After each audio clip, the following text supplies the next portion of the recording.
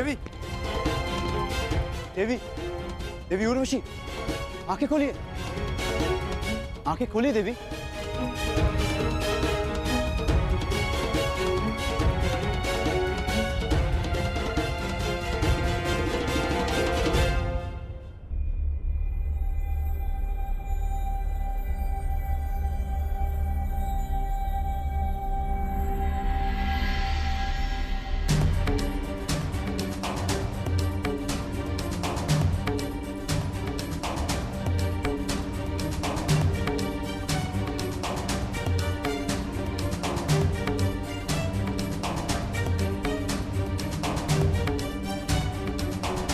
देवी,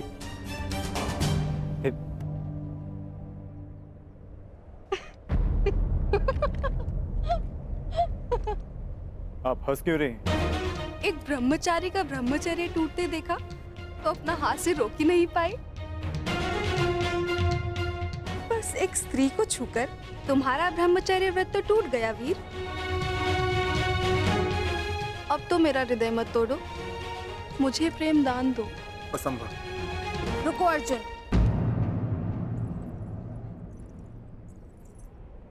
दिव्यास्त्र पाने आए थे, वो तो तुम्हें मिल गया।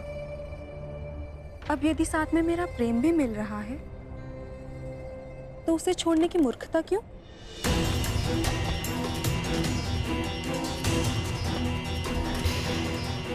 मुझे पाने के लिए बड़े बड़े महर्षियों ने अपना तप छोड़ा है और तुम मुझे छोड़ रहे हो। कदाचित मैं उन महर्षियों जैसे सौभाग्यशाली नहीं हूं देवी।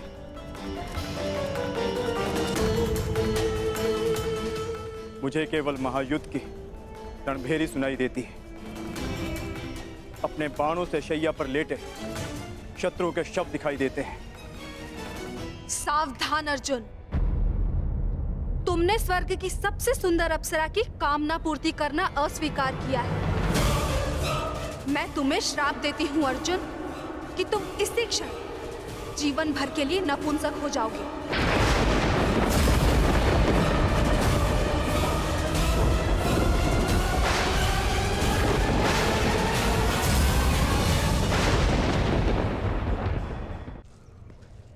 ये कौन से वन में ले आए हैं मामाश्री? यहाँ ना कोई व्यक्ति है, ना कोई मार्ग है। ऐसे ही मार्गों से जीवन का प्रकाश मिलता है दुर्योधन। मैं तुम्हें ऐसी जगह लाया हूँ जहाँ तुम्हें पांडवों के त्राण का मार्ग मिलेगा। यहाँ वन में कहाँ त्राण मिलेगा मामाश्री? बोलते बहुत हो दुर्योधन, शांत रहो और देखते जाओ। चलिए आओ।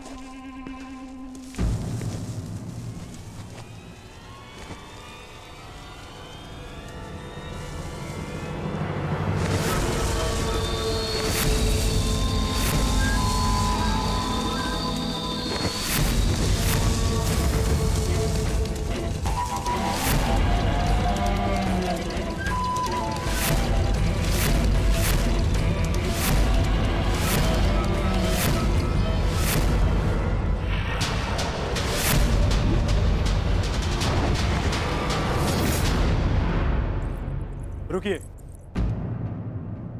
शाप देने से पूर्व आपने मेरे अस्वीकार करने का कारण नहीं जाना, परंतु मैं आपको बताना चाहूंगा। वर्षों पूर्व मेरे पूर्वज श्री पुरुरव से आप विवाह कर चुकी हैं। इस नाते आप मेरी माता समान हो।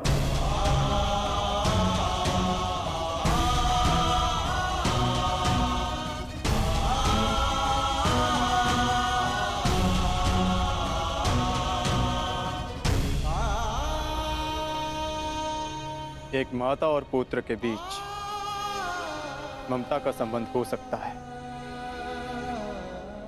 वासना का नहीं। फिर भी आप मेरी माता समान हैं। यदि आपने शाप दिया तो मैं प्रसाद समझकर स्वीकार करता हूं।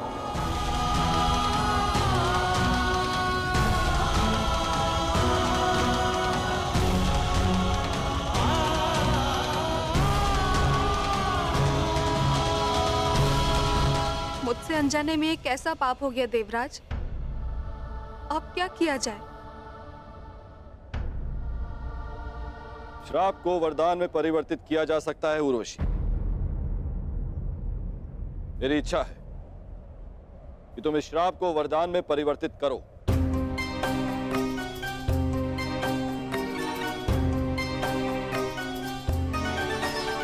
मनुष्य का जीवन काल एक वर्ष के समान होता है। जिस प्रकार से मनुष्य जन्म लेता है, युवा होता है और वृद्ध होकर अंत को प्राप्त हो जाता है, उसी प्रकार एक वर्ष मानो एक जीवन के समान होता है। इसीलिए मैं तुम्हारा श्राप केवल 1 वर्ष तक के लिए सीमित कर देती हूँ। ये मेरा आशीर्वाद है अर्जुन, कि जिस प्रकार से मनुष्य को जीवन के अंत में उसका लक्ष्य मिलता है, तुम्हें भी इस श्राप के अंत में तुम्हारा लक्ष्य मिल जाए। और जिस वर्ष भी तुम इस श्राप को भोगना चाहो, तुम्हारी इच्छा अनुसार तुम इस श्राप को भोग सकते हो।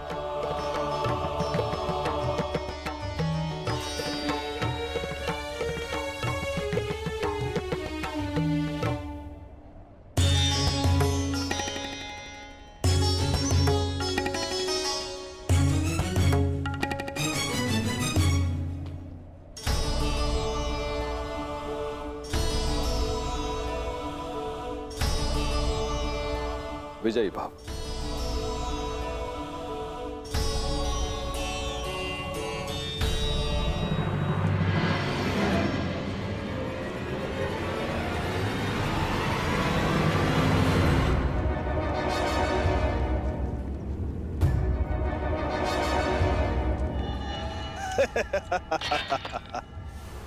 जयद्रथ अपने साले और मामा ससुर गांधार नरेश का स्वागत करता है।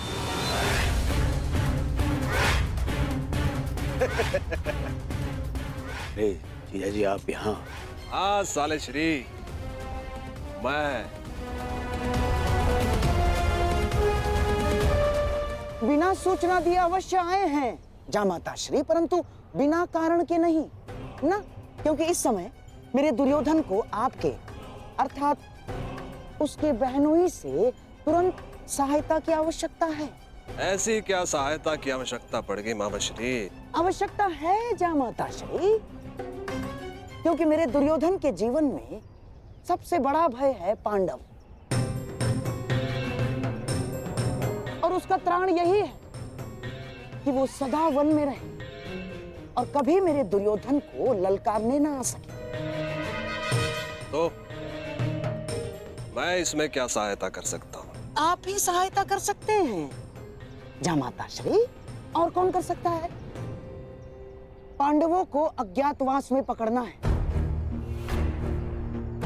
अब हमसे तो वो सावधान रहेंगे, परंतु ये सोच भी नहीं सकते कि उनको पकड़वाने का काम हम आपसे करवा रहे हैं। मेरे पास एक योजना है जिसमें मैं और तुम, हम दोनों पांडवों के समक्ष रहेंगे, उनके सामने रहेंगे, और वो लोग हमारी दृष्टि से बचने के प्रयास में आपकी ओर से असावधान रहेंगे, और ऐसे में आप पांडवों की दुर्बलता पर प्रहार करोगे, उस शूद्र पर जिसने उन्हें एक किया है।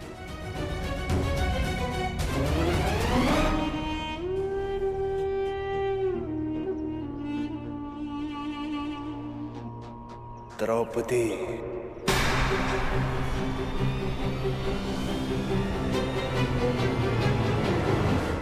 देखा, बुद्धिमान पुरुषों से वार्तालाप करना कितना सरल होता है। और भी कोई बाधा है मेरे मार्ग में? हाँ हाँ हाँ, बाधा है, परंतु हम उसे हस्तिनापुर छोड़ाए।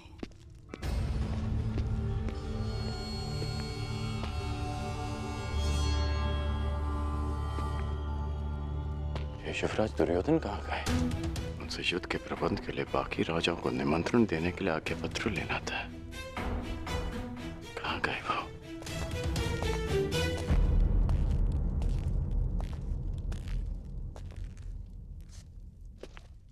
सेवक, युवराज दुर्योधन कहाँ है? युवराज अभी सो रहे हैं। अभी तक सो रहे हैं? अंगराज रुकिए, अंगराज। आपको भीतर जाने की आज्ञा नहीं है। और मुझे रोकने का सामर्थ्य तुम सब में नहीं है। अंगराज मेरी बात सुनिए, अंगराज, अंगराज मेरी बात सुनिए, अंगराज।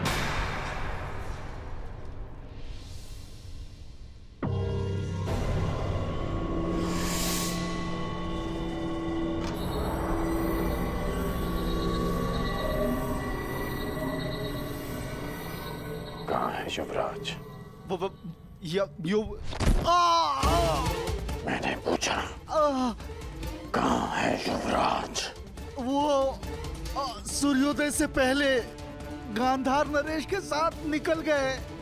आदेश था किसी को कुछ न बताया जाए। मुझे क्षमा कर दीजिए अंगराज।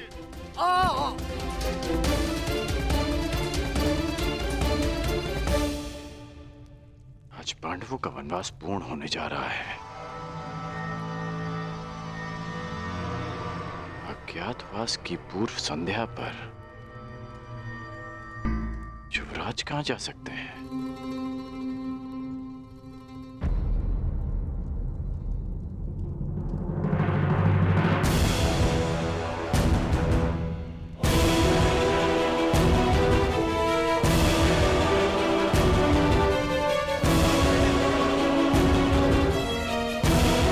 गांधार नरेश, एक और छल। ध्यान रहे जामाताश्री, पांडव किसी भी परिस्थिति में अज्ञातवास में ना जाने पाए। चिंता मत करिए गांधार नरेश, पांडव सदा ही वनवासी रहेंगे। कोई भी पांडवों का त्राण नहीं कर पाएगा। कल सूर्यास्त होते ही पांडवों की आशा भी अस्त हो जाएगी। कुछ भी हो जाए, परंतु पांडवों का अज्ञातवास पूर्ण होना चाहिए, ताकि वीरों के भांति मैं पांडवों को युद्ध में हरा सकूं।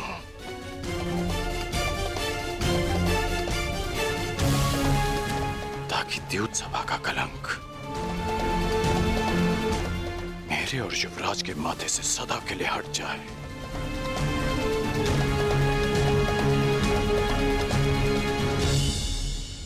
कल सूर्यास्त से पूर्व मैं पांडवों को अज्ञातवास में भेज दूंगा। अब और छल नहीं गांधार नरेश, पांडव अज्ञातवास जाएंगे, ये मेरी प्रतिज्ञा है।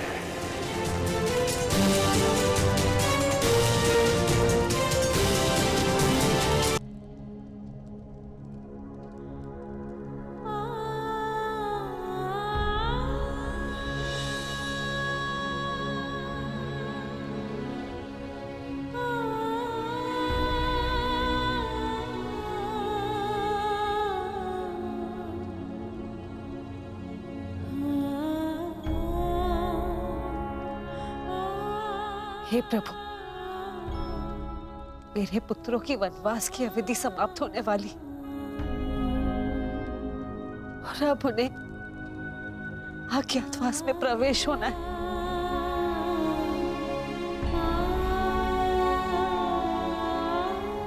दुर्योधन अवश्य कोई बाधा उत्पन्न करने का प्रयत्न करेगा।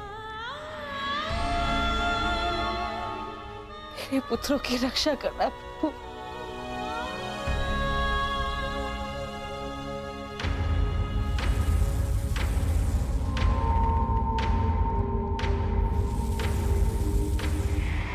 आज्ञा दीजिए ज्येष्ठ, क्या निर्णय लिया है आपने? अर्जुन को पीछे छोड़ा नहीं जा सकता, परंतु परिस्थिति ये है कि हमें भी यहां से स्वयं शीघ्र ही निकलना होगा।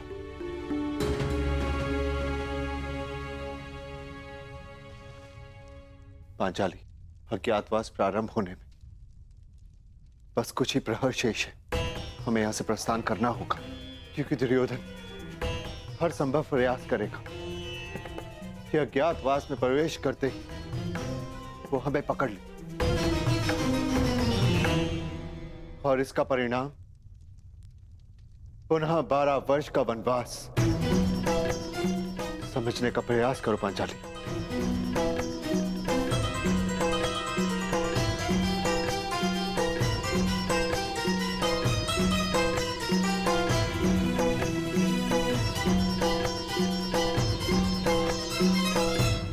इस दुविधा से निकलने की मेरे पास एक योजना है ज्येष्ठ। ये योजना हमारे किसी काम की नहीं है। द्रौपदी के अपहरण से हमें क्या लाभ? हमारी योजना तो उन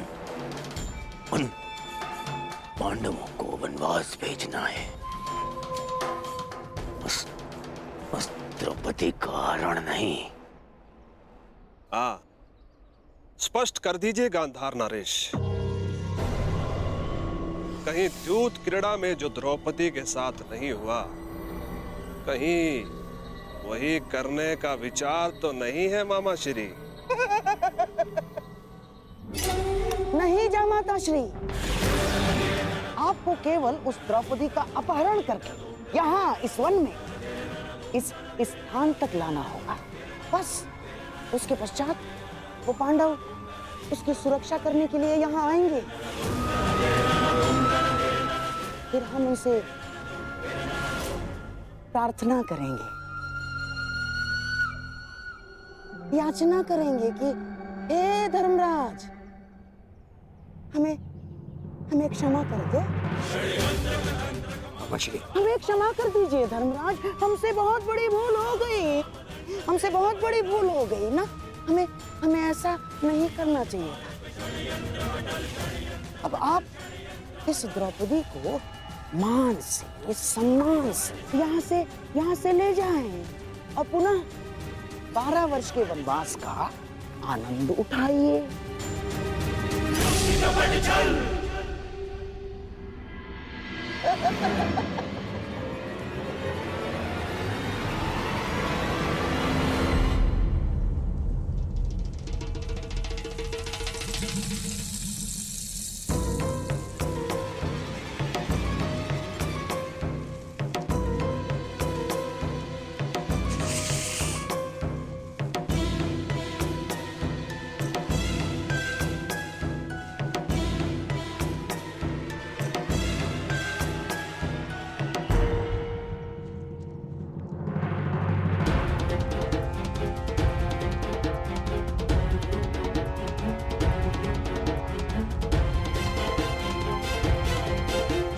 पांडवों को जाना तो था ही, परंतु ये भीम विपरीत दिशा में क्यों जा रहा है?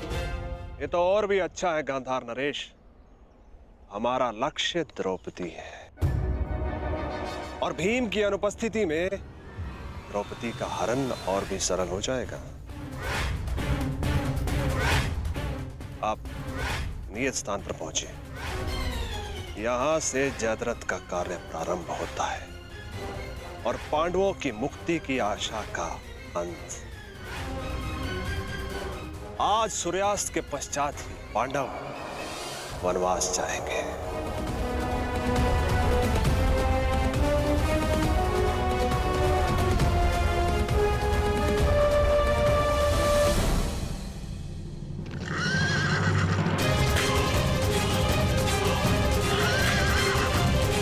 अब जो होगा बल से होगा, छल से नहीं।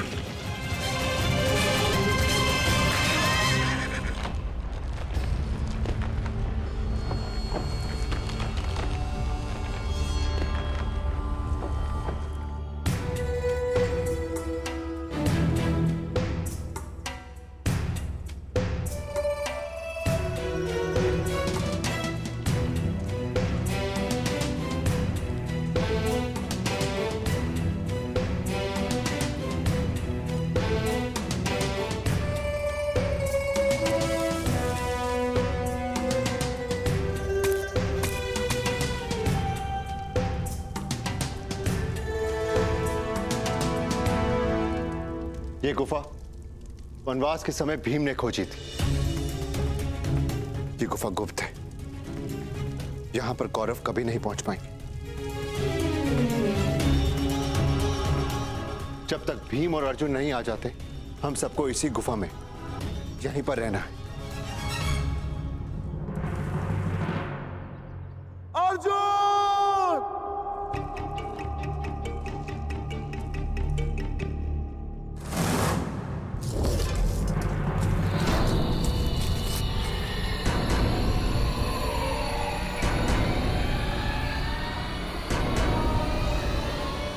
अधिक समय नहीं है,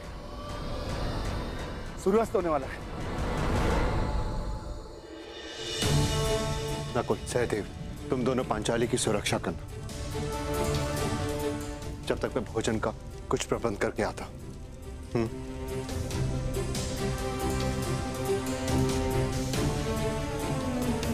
तुम ध्यान रखना। आप भी।